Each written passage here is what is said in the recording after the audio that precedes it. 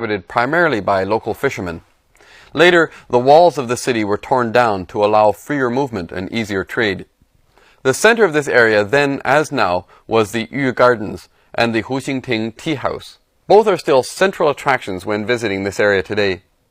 In recent years, redevelopment has seen the construction of newer buildings in this area, but a great effort is made to preserve the original Chinese style of the streets and alleyways. Exploring through these narrow alleyways and back streets, you can still find pockets of the old Shanghai.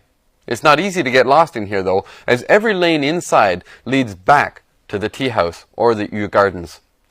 Located next to the Yu Garden is the city god temple, Chenghuang Miao. This was built in the 15th century during the Ming Dynasty. Today, the temple is a busy market area specializing in traditional arts and crafts. Over 100 years ago, as more and more pilgrims came to worship in the temple, many peddlers began to open shops nearby.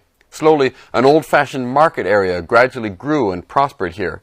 Today, in the relatively small area around the temple, there are more than 100 small shops and restaurants. It is not only an ideal shopping place for Shanghai residents. They can find things unobtainable elsewhere, and they can dine at their favorite restaurants, but also a must-see for tourists and a great place to get a feeling for the old Shanghai. Let's take a moment now to review a few of the language points that came up in today's dialogue.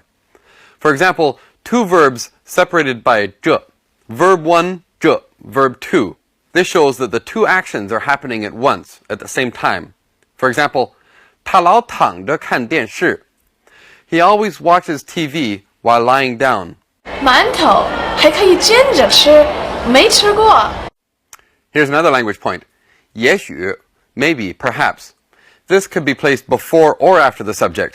For example, 都6点了，也许他不会来了. It's already 6 o'clock. Maybe he's not coming. 也许我有办法能让你用最简单的方法看到浦东的全貌。 Now let's take some of the grammatical patterns that we came across in today's dialogue and do a little bit of substitution. For example, 非 something 不可 shows that you must or have to. It's a very strong tone. You absolutely must do something. It often implies that the thing is impossible, but you're going to do it anyway. For instance, 我非一口气爬上长城不可.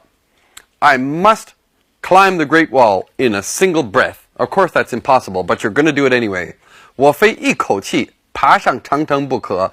I must climb the Great Wall in a single breath.